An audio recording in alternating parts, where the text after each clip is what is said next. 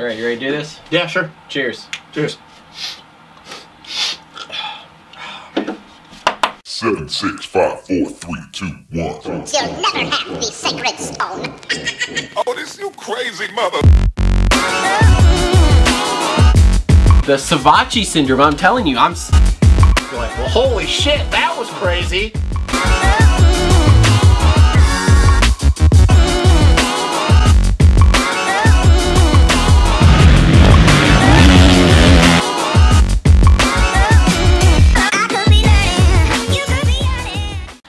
What's up, everybody? Welcome to another episode of the Moto Aftermath Show. Season opener's in the books. A1 is over and done with. A1's over and done with. Now we're full blown. We're into the season We're ready here. to go. So let's just take care of the paperwork and the monotony here at the beginning. So first off, I'd like to thank our sponsor TLR Coatings this year for backing us for the 2018 season here. Also, you want to follow us on Facebook at the Moto Aftermath Show. Instagram, on my personal account at Travis Ridenauer.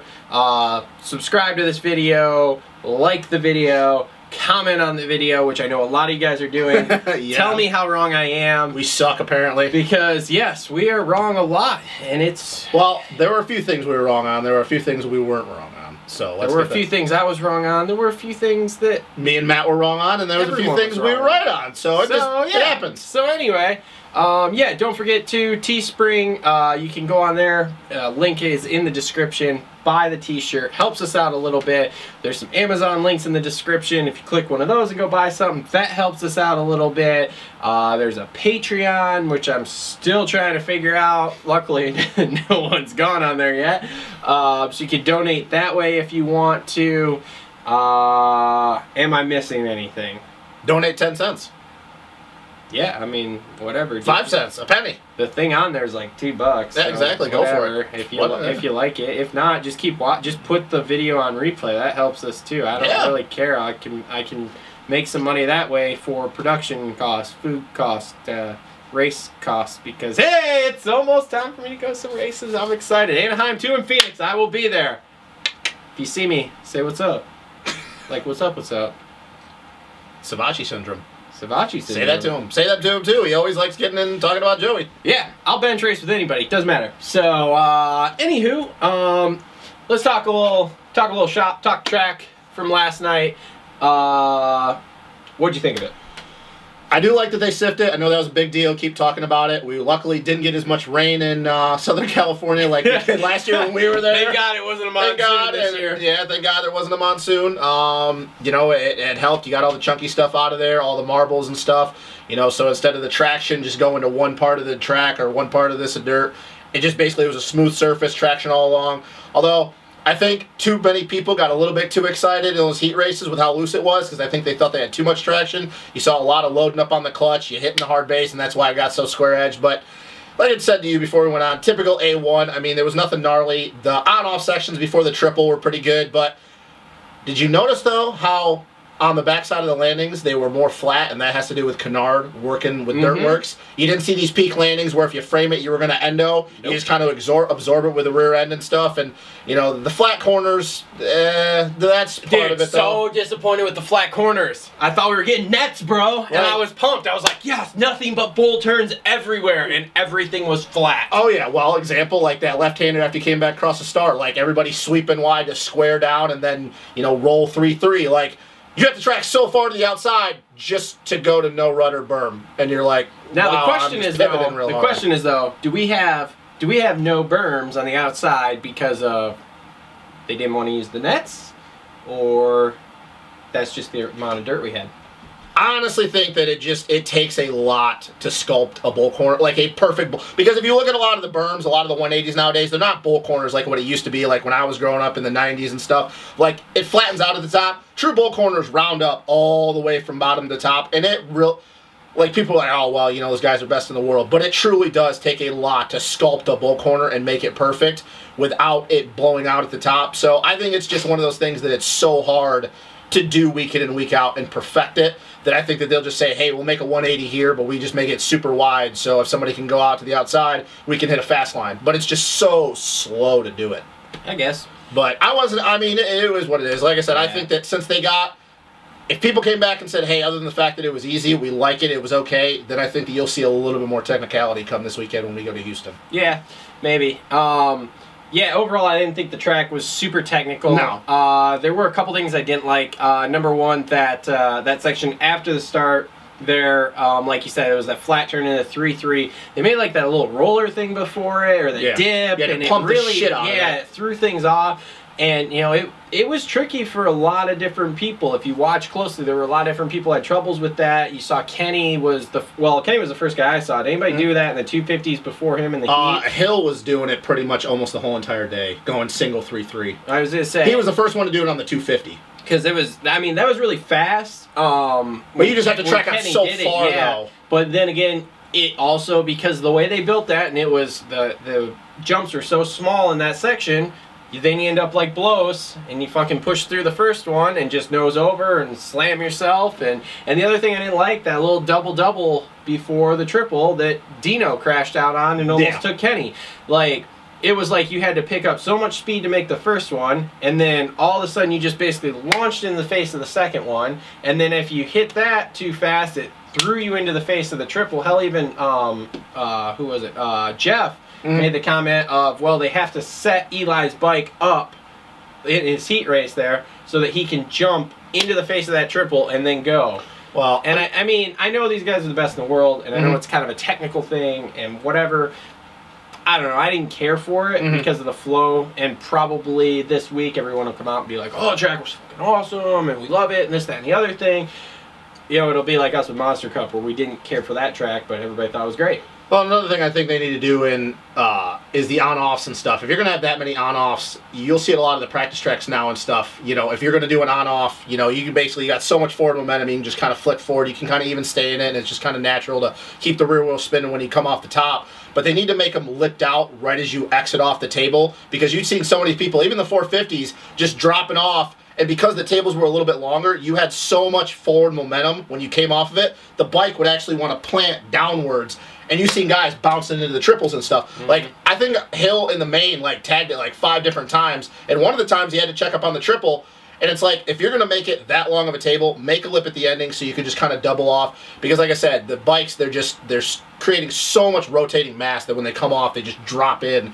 And you see the practice tracks, all of them have lips. You can just double off. Just jump off the top. Like, and so there were a few things they need to work, but doesn't this happen every year? We get to A1 and the track looks great, and then you get there and you're like, okay, well, it's all right. Yeah. Yeah, so... But the dirt was really good. But the dirt was good. Was the best it's been in A1 probably ever. Didn't pack up or anything like it normally that was good. does. So, that was good. Anything else with the track before we move on? Nope. Okay, cool. Let's get to 250s.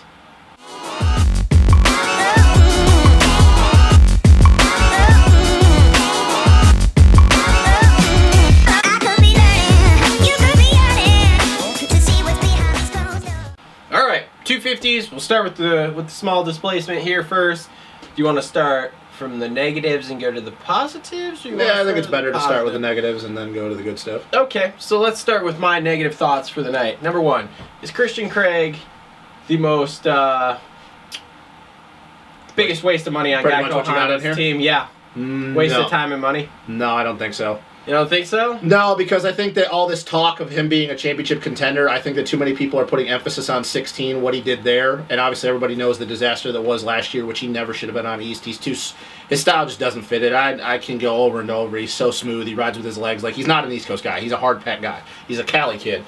But like, I think people put too much emphasis on 16 because think about it. Like, he won one race, and we act like he was beating Coop and Savacci every weekend, where he was with them speed-wise, but he only beat him one time. Like, there wasn't a lot of... So I think that there's too much emphasis on it. Oh, he can be a championship guy. Like, he's good enough, but like I said to you, the guys are so stacked that I think it's going to be one of those situations where unless you just put on a sprint, you're probably almost going to finish where you started.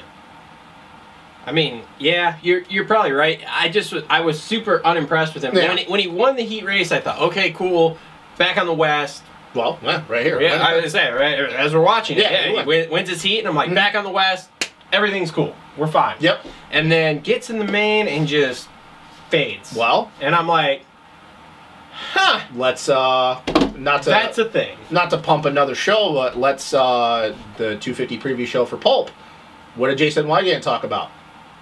with Christian Craig and what his dad used to do, Mike Craig, being a head case. Yeah, and that's the example true. in Atlanta when the Cali guys were like, oh yeah, he comes out and kills it in practice in the heat race, but when he gets to the main, he gets in his own head. He's going to have that stigma. I don't think he's as bad as Mike Craig, his dad, but I think that, what were your expectations? Like, what were your expectations for Christian? Did you really think he could win? Because that's the question. That's the question. Did you really I think... guess because he won a couple of years ago, and last year, obviously, we know was just a huge fiasco Yep. the whole year. Mm-hmm. I guess there's this stigma with him of, oh, he's a contender, Yeah. so he should do well, especially the Yanks to start, which he got a good start last night. Yep. And then when he does something like that, like gets a good start and then fades like a cheap prom dress, you just go, huh? But did you really, though, do you really see him as a title contender? Like, wins, okay, but a title contender, that's the question. Because if you don't see him as a title contender, is fifth really that bad? Because it's not like he's getting... It's not, but he's not getting as much money as J-Mark. We know that. Yeah, but he's the other anchor on that team. He is. I mean, that's where you fall into this trap of, like, it's almost like assumed, like, he's a title contender because he's the anchor. I don't know. Here's my question. If he keeps getting fifths and say he gets a win... And I hope this doesn't happen because I have a lot of faith in RJ and McAdoo when they go east. But if those two bomb, does it really make him look... Like, say, like, him and Chase keep doing well, and Chase keeps getting top 10s and eventually gets in the top 5, which I think we all kind of think he will eventually. And J-Mar goes out and does good, but Cam and RJ struggle. Is Christian really doing that bad?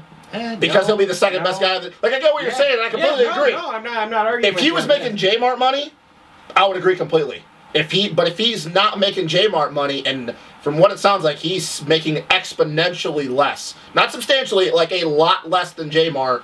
I get what you're saying because I think he can win, but I don't think he's ever... I don't ever see Christian as a title contender. Like, no disrespect, I love watching the kid ride. He's butter. Butter on a dirt bike. I love to watch him ride. But I think he's one of those guys, super fast in practice, win a bunch of heat races, and then you get to the main and you're like... Is this kid only going to win if he's in a perfect situation? And by perfect, I mean start. Like, gets a start. Yeah. So, I get what you're saying, and I agree, but I don't know if he's a waste of money, because I think that we still have to see what happens on the East Coast. Now, if all the guys on the East Coast go out and kill it, and Christian and Chase are the weak links, then yeah, I think maybe he is a waste of money. But I think he's kind of like Hill. I don't think he wants to be on that 250F anymore. I think he wants to ride a 450. I really do. That's my opinion. Well, that could be too. So, which, speaking of Hill, let's move on to the other disappointment, I guess, of the night. And you think it's the bike? I think it's the bike. I do. Because if it wasn't the bike, or if it was him, he wouldn't have been so good in practice consistently. And I know that it's practice and it's completely different than race time, but when the guys are so close in speed and he can nail it lap after lap after lap instead of, oh, hey, I put in a heater and then I'm struggling the other couple times, like... His starts were shit. His starts were crap, which is weird because Phil is like 25 pounds heavier than him, and yanked top 5 holies, unfortunately, ended up almost killing himself yet again at A1. Like, almost kills AC in the process. Maybe he'll give AC a slit throat. Or a throat slit. If he didn't have bad luck, he'd have no luck. So. But I think it's the start. I think it's the bike. I think that for whatever reason, and I really tried to hone in when they were showing him what it looked like. Other than the fact that the whoops were just getting cupped out and flattened, he didn't look confident pushing into the whoops. He looked very, very timid. And I think that, I don't know if they're going to have to go in and change the motor design. They're going to have to change some fuel and air around, air mixture on the ignition, stuff like that. But I think it's the bike. I really do, because I think that his speed's there. Because once he got close to the pack, he was there. He paced those guys. But on the start, like I said, you saw when he shifted third, he got gapped. His starts were just crap all night. So, yeah, I mean... Because he was still fast. It was a shock to see somebody who was so, good. I guess, hyped and good, for Supercross, be battling with Oldenburg and Sexton for 7, 8, 9. Like, I'm just like, what is going on? And like, he would get ahead of Sexton, pull away a little bit, Sexton would reel him back in. It was very, I was like, what the hell's going on? Now again, he's not in the worst spot ever. He could be in Eli's position, you know? But it's not great, because he's even a couple points farther back than he was last year to start. Which, there you go. But again, I mean, yeah, stranger things have happened, and obviously we saw last year when he got like a 5th in Anaheim, wasn't it? Something like that. Oh, he was terrible. That was like when him and 5th, Faulkner almost got into it in the whoops. Yeah, and you know, and then obviously won the title, so we'll see if he can bounce back, but it was a very underwhelming start to the season. Here's the thing though. Because of what he did last year, would it shock you if he goes out? Because it was a bike thing last year. I don't think it was a mental thing because Hill has had so many crashes that he's mentally strong enough. He knows what he needs to do to come back from them. But because he was, I wouldn't say terrible, but he wasn't great at the first 2 rounds last year. It wasn't even just A1, it was the second round. Because he did it last year, would it surprise you if he just went and did what he did last year? Nope. So, like, if he goes and wins this weekend, are we really going to be that surprised? No. And that's the thing. Like, I think that Hill... It would be like Marvin winning last night. It would be like, huh, that's new, but... Yeah. Wouldn't shock me. Wouldn't shock me. So if Hill goes and wins this weekend or even gets a podium, for me, I'm going to be like, oh, okay. Like, I can say... Now, if he goes and gets 10th, then I think that J-Bone and all those guys and Dean Baker are running around with their heads cut off, being like, what do we got to do to get this bike? So if he goes and wins or even gets a podium, I'm like, yeah, you know, he did what he did last year. So now, were you impressed with Oldenburg and Sexton? Oh, as an Oldenburg, remember we had this conversation about 250 guys, and I made the comment about Oldenburg doing what he did last year? Yeah. And everybody I'm not saying you did, but everybody counted him out. They're like, well, they even said it on the broadcast when he came back. He went 4.32 his last 3 races. That kid has got the speed, and he's got the whoop speed. Yep.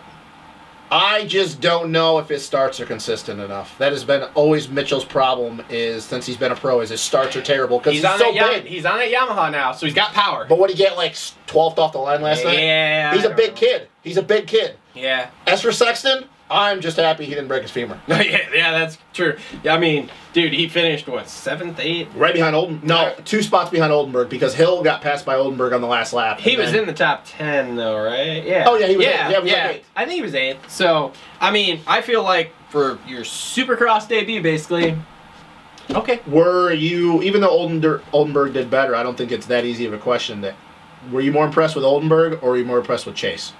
Chase. Okay, good. More impressed with Chase. Because we've seen what Oldenburg can do. Yeah, whereas Chase... Oldenburg's like, what, this is his third Okay, year. So, where Sexton, like, that was his first real Supercross race. Like, obviously, yeah, he was supposed to do it last year. He broke his femur in Atlanta in practice. I mean... And we saw a sprint speed in the heat race when him and Mitchell Harrison were getting into it. Yeah, so AC and AP, I mean... You can go with AC. I want to hear what you have to think. With AC? Yeah. I think he showed great speed all day. I think he is in a super good position. Now, here's the thing, though. I didn't realize this, but he's an East Coast guy, and now he's riding West. Yeah. So, but he's been in California for a long time. Yeah. Now. So, but it was just weird. Like I guess that thought didn't process through my head. Yeah, it was he's only really raced East Coast, and because he lived in Port Orange. Yeah. So, I mean. Dude, I didn't think it was a bad night. I didn't think it was a great night. I thought it was typical AC. And are you a little worried though that he got dropped by AP?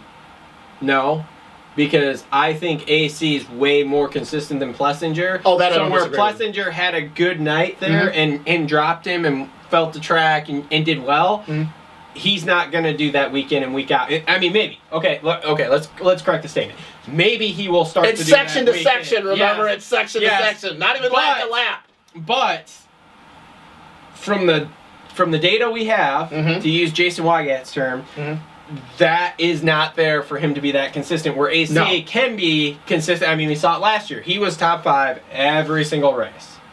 Yeah, there actually wasn't a race. I don't think he was outside the top 5. I mean, maybe there was 1 or 2, and he was like 6th or 7th or something like that. But it wasn't like he was like 19th this week and 2nd this week and 3rd the next week and 18th the next week. You know, like Plessinger where he crashes out. So I think he's in a really good spot for this title. You know, we'll see what happens. But as far as I can tell right now, if he yanks a start,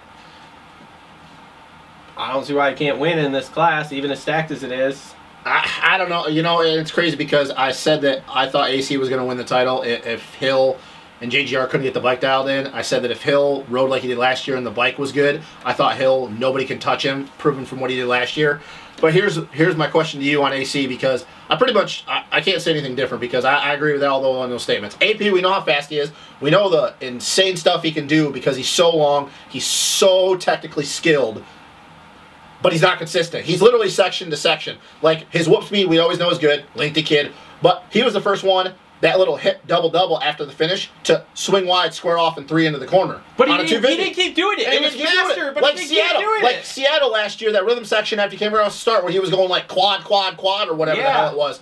But here's my thing. What I'm worried about is, and it's crazy to say this after one race, but because we have guys that have never won a championship other than Hill, and these other guys that are finally, maybe rising to their full potential, it worries me a little bit that it didn't look like AC wasn't pushing last night. It literally looked like AC was pushing, and he just couldn't do anything with it.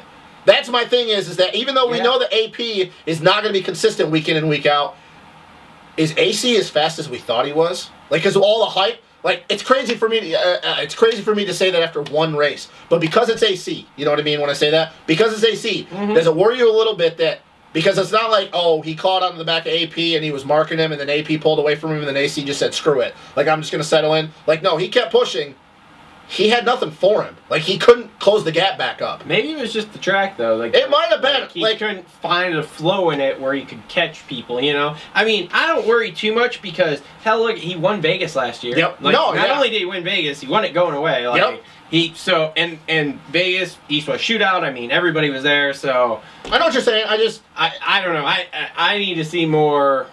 I didn't think more races before I'm going to go into that realm, but I just didn't think that, between the group text that we had and you hear all the, and us talking on the show and this and that, I just didn't think that if Hill wasn't going to win, I thought AC was going to win pretty easily.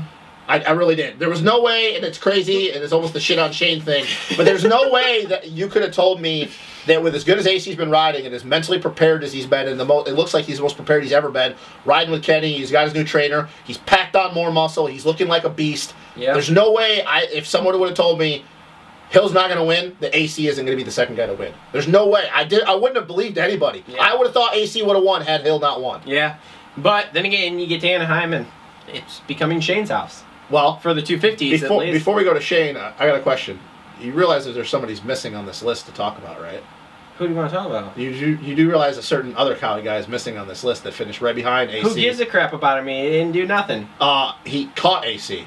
He didn't do nothing. He caught AC. Did he pass him? He caught AC from 8th. Did he pass him? He caught him from 8th. I don't care about him. You don't want to talk about Joey Savacci because he caught AC from 8th. Do you want, I mean... No, if we're talking about all these different guys, how can you not talk about Savacci? He didn't pull a Savacci syndrome. It was a relatively mundane race for him, in my opinion. He didn't get a good start. He only came through 3-4 dudes. I mean... But he caught AC and AP, though. I guess. I wasn't that impressed with it. I wasn't impressed either, but the fact that you can't talk about him is a little surprising considering he didn't hit the deck, he didn't crash the whole entire day, and he was on speed with the front guys, and he didn't even get to start with them.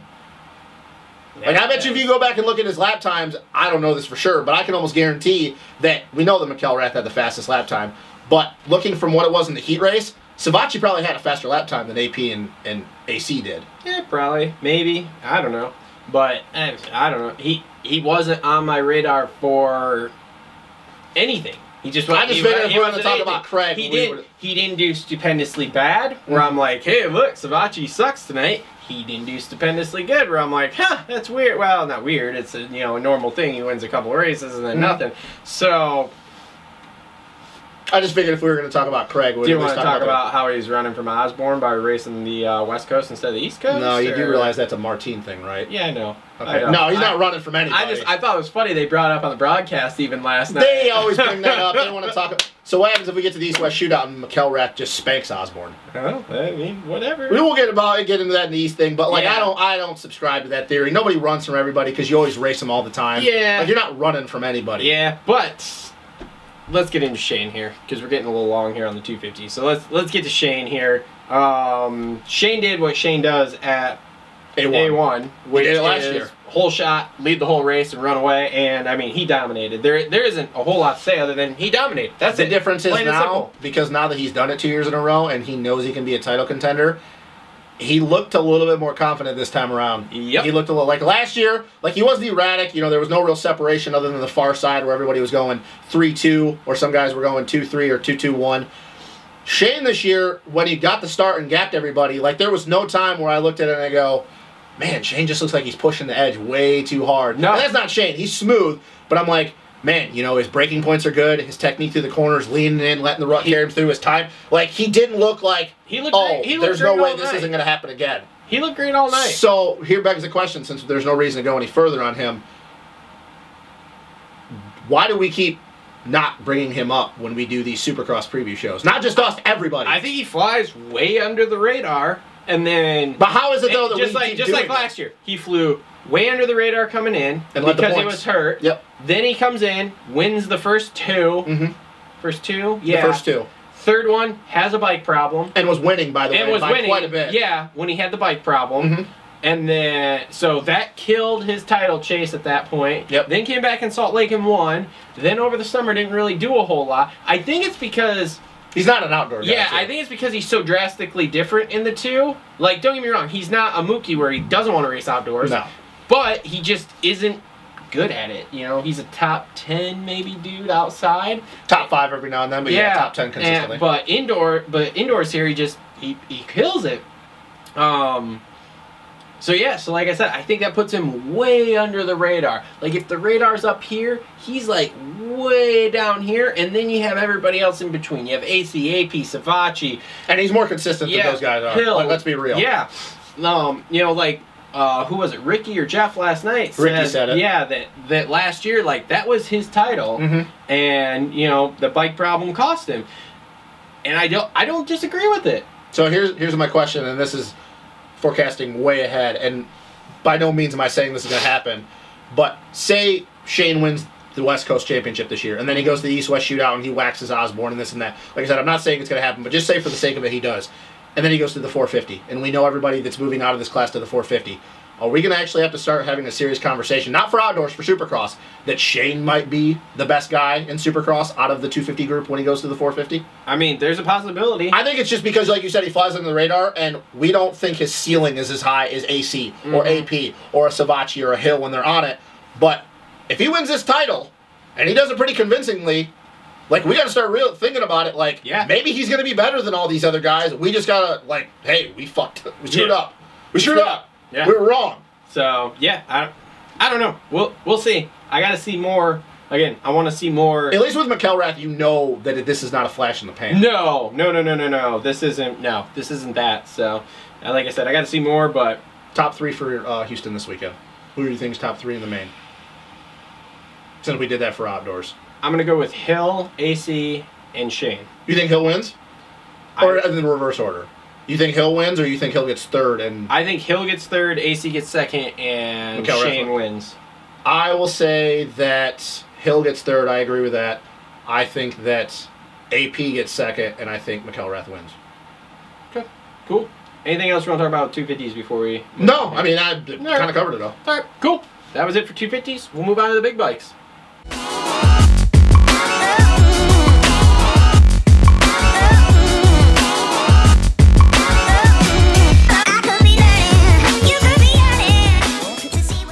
All right, 450 time. Should we start with the bad to the good again, or? Oh yeah, bad or good. You can do that. What do I got for bad here? Well, Tickle needs to be on there, so you can. I don't really have a lot of bad. All right, bad. There's a few bad. There's a few bad on here. Let's be real. Let's talk about Eli Tomac. Oh, I thought you were gonna wait for that for later, but okay. Nope, we're gonna start. We're going live with it right now. Okay. Eli Tomac. Crap. I mean, I didn't pick him to win the championship, so. I don't know, man. Question right off the bat. Let's just get it out of the way. He's 25 points down. Is there any way he can win this championship now? And don't give me the crap because he did it last year, because it's a completely different season. I mean, how surprised would you be, scale of 1 to 10? If he won? If he comes back and wins every single race for the rest of the year. 10. With 10 being most surprised. Yes. Like your mother died surprised. Yes. 10. There's no way that he does what he did last year, because the field, we even saw it last night. Yes, he was gapping out, but once again, we're talking about it, and we'll get it when we talk about the other guy. It is A1. You don't know where your setup is. You don't know how the track's going to break down. Some guys just want to get through it, like a certain somebody on a Honda. They just want to get through it. Eli was clearing away the fastest guy all day yesterday. I know that Kenny had the fastest lap time in practice, but there was at no point after watching the heat race did I go, yeah, Eli's not going to win this race. Like, I figured Eli, even though I didn't pick him, I thought Eli was going to win the race. Yep. But with that being said, the class is more stacked than it was last year. Guys are more on point than they were last year. Eli cannot continue to have these brain farts, and that's what it was. He was gone. He was running 2 seconds a lap faster than everybody. In that same section that we talked about after the start, it was just an instance of his technique. You know, dude, I watched that 5 times this morning. Literally got to that point, watched that 5 times this morning, trying to figure out exactly what he did, and I still can't figure out exactly what. The only thing I can figure out is that they built that little roller drop down into that 3-3 there, and the front end got light, I guess, and then actually what it really looked like was when he hit the jump, he didn't get any lift with the front. Yeah. It was almost like when he rolled in, instead of rolling in the pocket and up, he hit it and it grabbed, which this could be a byproduct of the dirt too. It grabbed, pulled the front wheel over, and as soon as he hit that, he didn't even hit that jump with his front wheel, he only hit it with the back wheel. Boom, end over front, into the next one. I mean, well, basically that was all I could come up with watching it several times. I didn't go back and watch it a bunch of times other than once, and I think it'd be after one of those things where you have to have the slow-mo, but it's part of Eli's style. He rides at the front of the bike, he loads up on the front a lot, he always rides on the arches of his feet, so his legs can't adjust when the bike gets loose, and I think it was an indication of his, he just came off, you pump it, well, once again, not a huge transition, not a lot of lip to 3-3 at that point. I think, in my opinion, I think he rolled into it, and the back end hooked, and when the front end lifted, since all of his weight was in the front, his weight just dropped because the forks unloaded and all of his weight went forward, and that's why you've seen the bike kind of go like one of these, like you said, with a no lift. Yeah. It just kind of went like this. Like he didn't sit into the face and seat bounce it. All of his weight was already the front. Now that could have been, once again, with the traction, but he was already standing up where I think when he came off of it, as soon as he pumped it, he needed to sit into the face and seat bounce it.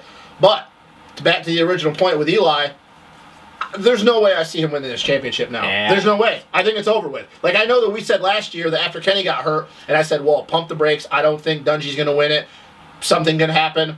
I don't feel that way this year. Like, I know that we don't have a consistent guy like Dunge, but, dude, he's 25 points down after the first race. Yeah. He wasn't 25 down. I give him like an outside, like 5% chance, and at that rate, he's going to have a bunch of stuff go his way. Like, Marv's going to have to get hurt. He's going to have to win 90% of the races. Kenny's got to be more in his head than we thought. Yep. Like, Ando's got a whole bunch of stuff, but yeah, I'm with you, and it's a very slim outside chance he's winning this title at this point. Are we basically saying that he comes in with the same attitude he lose last year and says, screw it, just try to win every race? Yep. Like, he can't play the point spread. He's got to either win. Yep. So, are we also under the same thinking that is anytime he doesn't win, like that's just that makes it even more over? Every race he doesn't win, it's more. Every race he doesn't win, and Marv finishes better than him at this point. Yeah. Okay. Yep. Yeah, I don't really know what to say. I was in shock. Like, I really was. I was like, oh, Tomac's gone. Yep. He's gone. He's gonna win. He was the best guy yesterday, plain and simple, and I know you got to get through it. But there's nobody that can say, oh, he wasn't fastest. He was. Dude, he had like a 10-second gap or 7 seconds or whatever it was. And, I don't really know what to say. And, I mean, oh, crap. That was. But it, like, to kind of address like some of the things that like people were saying with like the comments with us being like biased towards Kenny. We were saying Eli was going to win last year, so us saying that we don't think, like, switching over to Kenny, like, no, like, people were like, oh, you guys are just being biased with Kenny. Like, no, we said Eli was going to win last year because we thought he was the best guy. Well, we think Kenny's the best guy this year, but there's no excuse for what Eli did. It's the same old, hey, can Eli get out of his head? It's kind of like, okay, so we've talked about these big crashes, and people learn that, hey, it's okay if I don't win, if I just get fit. Again, I was preaching it to myself yesterday, watching everything of, well, you can't win the title the first night, but you can sure as hell lose it. Yep, and Eli lost it. And Eli lost it. That's what happened. Yeah. And I don't know, like, if you watched, and we'll just, right now, just because this is where we're going, we'll just transition to Kenny, too, right now. Yep. If you watched Kenny last night, very timid, nervous, was to the point of, I just need to go out and score points. I need to be top 5-ish, and I'll be good. Yep. And that's what he did. Yep. The big crash mentally broke him down to the point of, hey, this is what I need to do, because if I do something like I did last year, I'm not gonna win the damn title. He'll probably if he has a crash like he did last year, he never walks it. He either never has his full use of his upper body, or he never even rides. Yeah. So Eli had that big wreck in 15, and you know, we all thought, oh, this is gonna, you know, level him out. And last year we saw it, but it was like, well, he's chasing him down, whatever. Then you get to last night, and it's like, okay, now you've won a title, you've got the outdoor title, you're leading, you're 5 seconds ahead, pulling away by 2 seconds a lap, like you're just destroying them. Just patience, hit your marks, hit your spots, you're golden. You'll win this race, and we can move on. Yep. And no, he just pushing kept the pace. Pushing, and it's like, who does that remind you of? No. Who's retired right now? Does that remind you of? That they had to go out and win every race by 30 seconds. He's retired. Big name, number 7. James Stewart. Yeah. Completely different riding styles, but it wasn't that. That was James'. Yeah. That was his. Yeah. You know, you're not Get wrong. to start and win by 30 seconds, and I think Eli thinks that he needs to win by 30 seconds. It's kind of like a you're not first, you're last mentality almost, and and it's just like, ooh. Because he should have won that race by 5-6 seconds last night.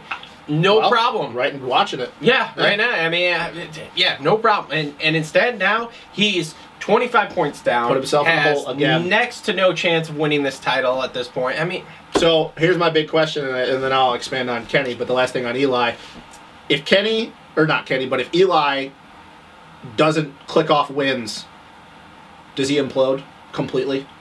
Like, say, he just doesn't even win. Like, say he goes to Houston this weekend and he wins, but then he gets, a third, and a second, and then maybe a win and a third. Does he implode? Does he implode mentally? He could. I've seen it. Do you think it happens? Do you think he implodes mentally?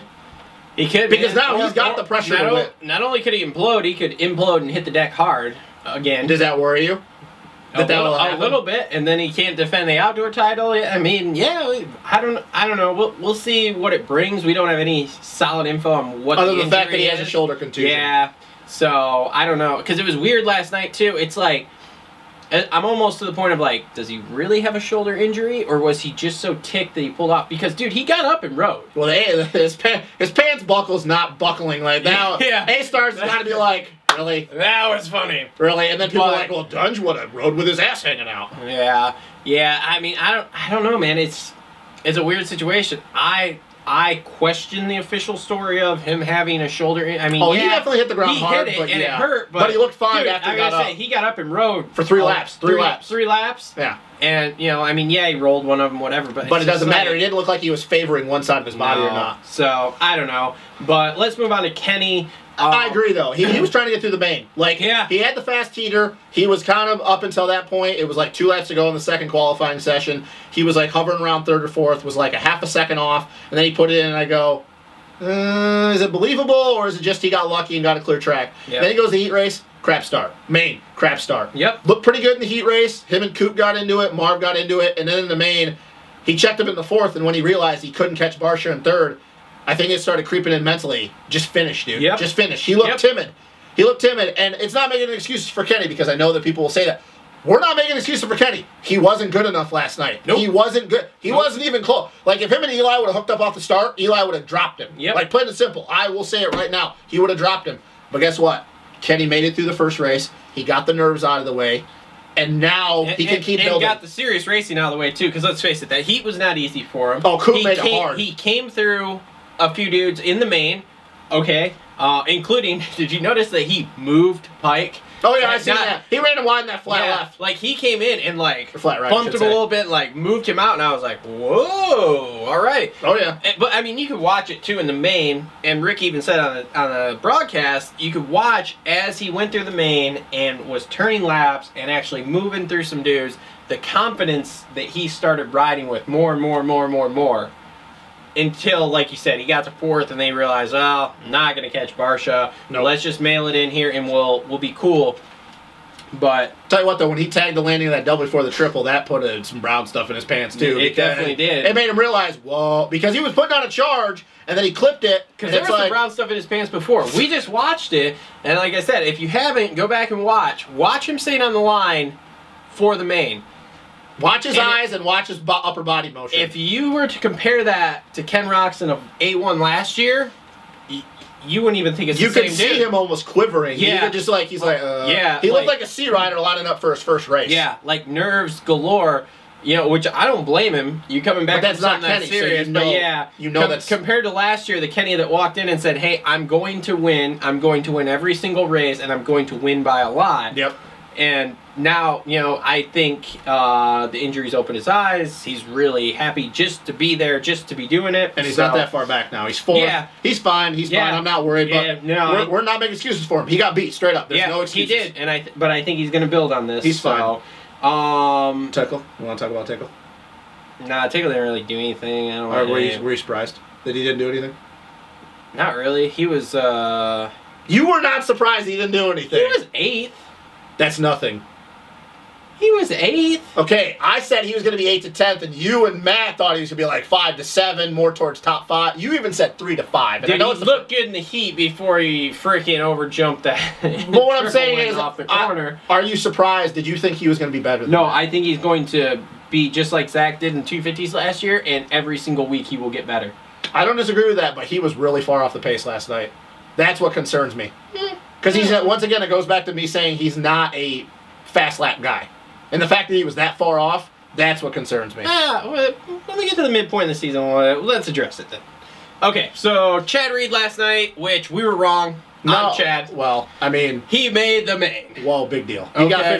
15th and he got lapped. He did make the main. Now, in all fairness, Alex Ray made the main. 7 Deuce Deuce made the main. Tedder made the main. Tedder made the main. I mean, you Yeah, know, whatever. I mean, it goes to show the guy's tenacity. It goes to show, you know, how much he loves the sport. The fact he was there doing it, and like he But it's wasn't even over supposed with. to be walking for 2 more weeks, but But it's over with. The Chad Reed saga is... yeah, I mean, even when he talks about like, oh, you know, I think like mid-season I'll be up on podium. No. And I just like look at how deep the field is and what we saw last night, and I go, there's just no way. Not when it's not on factory equipment and he's not 100% the whole time. I don't see it. And the difference is that I still think Chad has the speed when he's 100% to podium. I don't disagree with him there.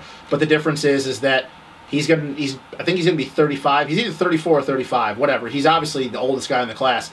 The difference is that he may have the speed, but on the mental side of things, he's not going to be willing to put the risk out there that an Anderson, a Muscan, a Barsha, a Coop, when, you know, whatever happens with Eli, Kenny, he's not going to be willing. Like when those guys go out there and really start pushing the pace, Chad's going to be like, dude, I can't do that anymore. No. I can't do that for 20+1. Nope. So, yeah, we were wrong. He made the main, but really, like anybody that's out there thinking, oh my gosh, like that was great. Come on, dude, he got lapped. He got lapped. I think he got lapped. Like, I think 7th place lapped him. Yeah, it wasn't a spectacular read, but I mean, whatever.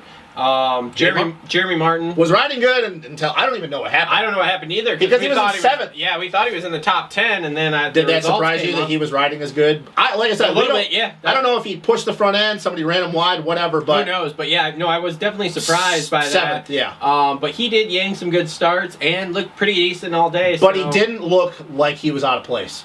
His No. speed was there. He didn't ride erratically. He didn't look like it was creeping in his mind, hey, I got to back it down. Nope. He looked like he belonged there, Yeah. which is a good sign moving forward. Now, Yeah. obviously, we got 2 more races. But if he goes and backs that up again and does the same thing this weekend and then does it again in A2, we've seen the sample size, even though it's 3 races, like, hey, he can be a good 450 guy. I would say if he does 8 to 12, all 3 races here, that's pretty decent. Then you look at last year when he had the Daytona ride. I mean, then you go, okay, not bad. I think he could be a decent 450 guy. Pike. I'm glad, dude. Top Great. 5, like, really? Great. Yeah. Who saw that? Who saw that He coming? was in 3rd. Yeah, he was running 3rd. He was in 3rd. And then just the speed, he just couldn't run the pace. for Yeah, that he many couldn't run the laps. pace that long. But dude, when he moved into 3rd, I was like, And how about it? What the hell's going on? And man, and I'm not trying to get up on my. Everybody knows I'm a Weston guy, but that's why I said that I believe Weston is a top 5 guy Yeah. when he gets starts, and he proved it last night. Yeah. Yeah. Because he kept Kenny in check. He beat a lot of dudes. And he kept Kenny in check even when Kenny got around him. Yep. It's not like Kenny gapped him by a lot. I think it was only like 3 seconds. So, we know he's a beast. He's the frickin' whatever you want to call him, I don't know. I don't even know what nickname you could have for him. But he's the biggest dude in the class. He's an animal. He just manhandles the bike. But he belongs in the top 5. Yep. Anybody that says he doesn't is just not paying attention. Yep. Anderson? No, I want to talk about him and Marv last. We're going to talk about Barsha.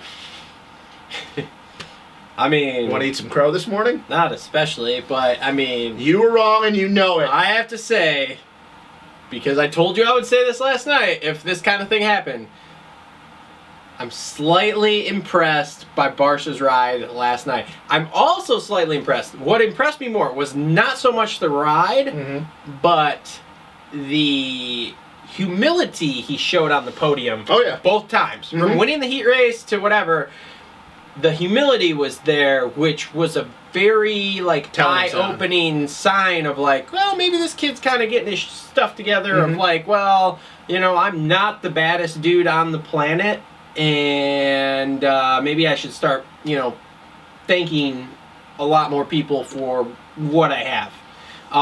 But wow, what a day for him, man. And you know what it proves? That to go from completely off the radar. He was off the... I'm not buying the bike thing yet. Really? Because what did Coop do? Yeah, that's true. Coop did nothing. Yeah, that's true. I don't know, man. You could say it's the opposite because the A-team was supposed to be good and Coop didn't do anything. No, what I'm saying is the fact of is that Barsha was not in a good spot with the JGR team. Is what I'm saying with it being the bike. Oh, okay. Yeah, it was the bike. Okay, yeah, sure, I guess. That's what I'm getting at. Because everybody said, well, oh, he hates every bike and he hated the Honda and it wasn't a good setup. Well, last time I checked, when's the last time Barsha's done this good at a Supercross race in 3 years? 2014. Yeah. So the last time he was on a Honda. 2014. And guess what? It was the last time he was on a full-fledged factory team. Now, I'm still not buying Barsha stock yet. Oh, I am. I'm not buying Barsha stock yet. I got to get 4, 5, 6 races in, and he has to consistently be doing this kind of stuff every weekend where he's in the top 5 and he looks really, really good.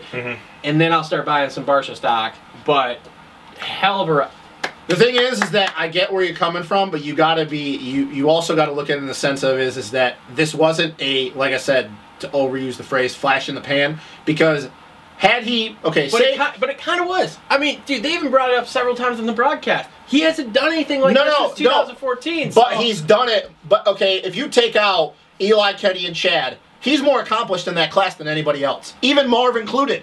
He's won more races. He's been on the podium more. It's just been a longer time, but if he goes out and kills it this year, you can say...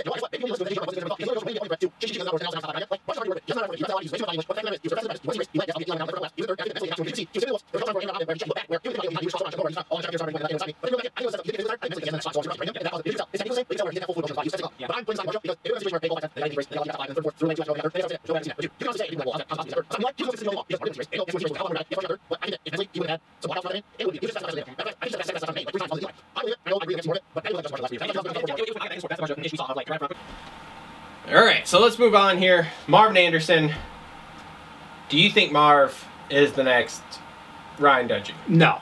Because of the fact that, once again, it goes back to, we don't know where Eli's at. We don't know where Kenny's going to be. And Marv proved a bunch of times last year that he couldn't work his way through the pack. If he doesn't get an outside the top 10 start, the chances of him working his way into on the box, now, once again, this is all, we don't know what's going to happen, but if Eli or Kenny get a top 5 start, Andrew gets top 5 start, or Barsha or whatever, the chances of Marv working his way through, because he proved it last year, yes, Marv, without a doubt, was the second best guy last year when Kenny got hurt, when it was Eli, him, and Dunge. He was better than Dunge. Dunge won the title, but Marv clearly proved he was faster. But go back and look, and I'm not saying to you, our people that watch this, and look how many times when Marv didn't get first or second, or when he was on the box, when he got bad starts, where he was. Dungey proved year in and year out that he could work his way through the pack. He wasn't going to win, but Dungey could get it outside the top 10 start and work his way through. Look what he did at Daytona. Yep. Look what he. What was the other round that he came from, like 10th or whatever? Toronto. Seattle. Seattle and Toronto though. That was the one that. Yeah. So 3 races. Crash, yep. So this is not a knock on Marv, but Marv isn't Ryan Dungey. And anybody, as much as I'm not a Ryan Dungey guy, anybody that compares Marv to Ryan Dungey is completely diminishing Ryan Dungey's whole career, because Ryan Dungey's done 10 times what Marv has. Yep. And Marv, I'm not saying he couldn't be, but he's 28 years old, going on 29. He ain't going to catch Dungey. He's not going to do the same stuff Dungey has in his career. So, yes, Marv's the leader, and I see where you're coming from. It's a little concerning because he's so smooth and he's so consistent. But once again, we don't know where Eli is. Yeah. We don't know what Kenny's going to be at full form. What can Anderson do when he finally gets a start? We still don't know what Barsha can do consistently. Cole Seeley rode good last night, other than pushing the front end of the heat. Probably was going to win that heat. We just don't know. It's, look, because a lot of people, we got a lot of flack. I want to address this. We got a lot of flack from a lot of people on our preview show that think that we hate Marv. We don't hate Marv. I picked him to get 2 wins. You picked him to get 2 wins. Matt, I even think. And I think he's going to get multiple wins now because he knocked the first one out early. So I think he's going to get multiples. The only difference was, and rightfully so, Travis said that he thought that Marv, if he didn't get a win before they went east, wasn't going to get a win. Which is justifiable because you're thinking, oh, I'm chasing bike setup. Is it me? Is it my training? What's going wrong? Why have I won a race yet when you're with Marv?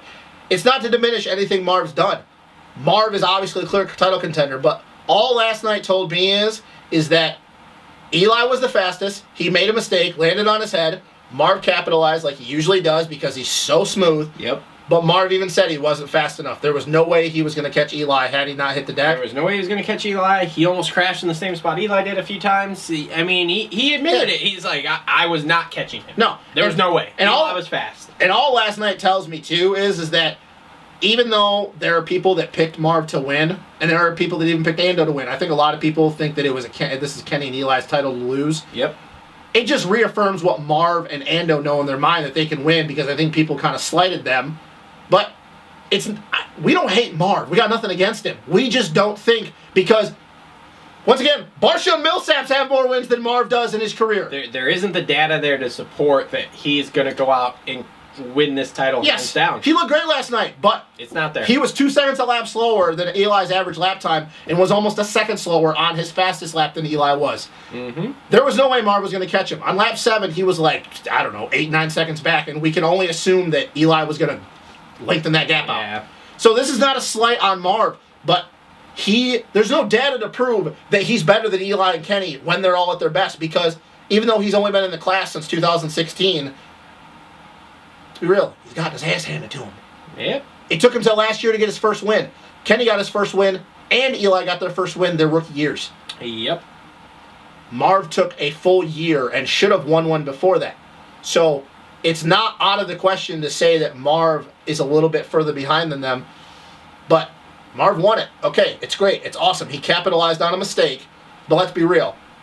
He was only going to get second if Eli didn't go down that race. So it's not, oh, we hate Marv on this show. It has nothing to do with that. It's just, you're a data guy. There's no data to prove it. Yep. There's no data to prove that Marv has been better than Kenny and Eli in their Supercross careers. There isn't. Now, talking about Anderson. Weird. Good in practice, wins the heat race pretty easily. Here's what I don't like. I don't like Anderson's technique. I think his technique is what holds him back from doing better. Yeah, because he's just so, like, everywhere. He's very loose. He's very loose, but almost too much. Yeah, I think that's what it is. Because if you watch, like, he's got speed and he should be fast, but for some reason, he's like if Eli and Kenny at his best and say Dunge are here, Anderson's like right here. Like, it's like if you just fixed your technique and rode a little not as wild, you would be better. And Anderson is good because he's a lengthy dude. He rides with his legs, but he doesn't ride on his balls of his feet. And if you ever watch him, because he has so much upper body movement, he rides a lot with his hips unlocked. Yep. He rides with his legs, and he's never tight to the bike. So that's why he gets in the situations when the bike skips on him. He's not tight to the bike where he can correct it. The bike's pivoting here, and then he's going with it and having to adapt instead of him adjusting here, him adjusting there, and then the bike going with him. So, yeah, I agree. His technique holds him back. He's comfortable with it, and he's always been that way, but, man, I don't know with Anderson because he looked great all day long up until the main. 4th fastest in practice, was on the top of the leaderboard for a little bit, won his heat race pretty damn easily. Like, let's be real. Like, Colt crashed, but after that, like, Ando went out. And then in the main, you're like, once again, can't get a freaking start. Yep. Yeah. I still believe it. Do you still think Anderson gets wins? I know it's only one race, but... God, man, I don't know, man. After watching last night, if he gets what a start, we've seen before... If he gets a start, can he... Maybe. Okay. Maybe. I don't know. It's a crapshoot. I don't know. All right, so who was the biggest disappointment taking out Eli aside last night? Because I already know who mine is, and I even said something to you about it. Who was your biggest disappointment in the 450 class last night? God, I think it was that Dean Wilson crashed out. That was a big disappointment for me. Crap. Because I thought he looked pretty good in practice. Because there was somebody uploaded practice to YouTube since mine wasn't working. So I thought he looked pretty good in practice. But yeah, that was pretty sad to see. Do you think he comes back next week? No. I don't think so. Eli, yes. Mine was Baggett. Baggett was very Baggett was another like one, he didn't look comfortable at... Like, dude, he qualified like 9th. Yeah. And was like 2 seconds off the pace. Yeah, it was weird. Yeah, I think we're kind of in agreement. Well, at least that Barcia was the biggest surprise. Top 3 next week for Houston. Assuming Eli rides. Assuming Eli rides because I just have a hard time seeing him not riding. Assuming he rides. Who's your top 3? Barcia. 3rd? Sure. Yeah, because I was about to say I have a hard time seeing you saying he's going to win. Kenny. Okay. And Marv. Really? Where's Eli finish? I'm a little shocked right now. I didn't see that coming. I think it's another Rutgers weekend for him. Really? Like bad or just like a dumb mistake like that? Like another dumb mistake. Is he the fastest guy all day long and just does that again? He could be, yes, very easily. I can see it. See, I want to say that I think he wins, but I think that there's a high possibility he hits the ground again. Let's just say that if he stays on 2 wheels, if he stays on 2 wheels, does he win then? Yes. Okay. So just to prove the caveat is he has to stay on 2 wheels. Yes. If he doesn't stay on 2 wheels, we're both in agreement that he hits the deck. Yep. So let's say that you say you said Marv wins, right? You said Marv, Kenny, Barcia. Yeah. So you say Marv wins, but Kenny wins or Eli wins if he doesn't hit the deck. So let's just get that out of the way. Okay. Yeah. We're in agreement there. I say that I think he's going to have so much pressure from last year, I think that he wins. But it really would not surprise me if he hits the ground again. And I will go Eli, Marv, and I can't believe I'm going to say this because it's screwing up the fact that I think he's going to win the championship again. But I got to agree. I think Barcia gets another 3rd. I think that they go in and he says, hey, and he's just feeling it. And I think that Kenny gets another 4th again. Like, this is not what I think for the RM, like, Rocky Mountain Fantasy. Like, I think he just gets another 4th again because I don't think we're going to see Kenny really round into form until maybe, like, Glendale or whatever it is or Oakland. Yeah, it could be. I don't know, man. I think Eli wins it because I think that he's going to realize he's going to have to back it down and ride like he did last year because he knows that he's either winning or he's not doing anything. Marv, I think, keeps it going, and I think Barcia. But, man, do you get the feeling, and I know we talk about this every year, like how stacked this and that, but like this is like, with everybody coming back and all these different storylines and stuff, but everything that's happening with changes and bikes being new, that this is like has the opportunity to be the weirdest 450 Supercross season. Yes. Because like we still don't know what the hell Coop's gonna do. Yep. Dino hits the deck. Pike, even though I believe he can do it every weekend, gets a 5th, which I would assume nobody thought he was gonna get a 5th. Justin Brayton gets 7th. Cole Seeley gets a 6th, where he usually isn't good at A1 other than his 250 career. Anderson keeps doing what he's doing. Baggett's bad. I mean... Yep. No, I would agree. I think it's going to be a weird year, so... I don't know. No, it's going to be weird. So... how's Jamar do next weekend? Yeah, I think he's still in that 12 to 8 category, I think, again. Okay. But if he gets inside the top 10 the next 2 races, will that give you a little more confidence that maybe he actually might be a better 450 rider than most people think? Yeah, a little bit. Okay. So, all right, man. We'll forget the fantasy for this week because we kind of gave our picks already anyway. And we went both of us super long on 450. Yeah, I don't want to talk about this week. So, that's going to wrap up this episode of the Moto Aftermath Show. Again, new episodes come every Tuesday. Justin's going to write his first blog for the Facebook page this week, so make sure to follow us on Facebook. Don't forget to follow me on Instagram. Like I said, I will be at A2 and Phoenix, so we'll do pictures and all sorts of videos and everything from there. Subscribe to the channel because we'll have vlogs from when I go to those races. And, you know, hit the like button, comment, tell us how dumb we are because we are stupid sometimes. And other than that, this has been another episode of the Moto Aftermath Show. We will see everybody next week after Houston. Boobies. Boobies. And boobies, and boobies, and boobies. Alright. 252. 2 fatties.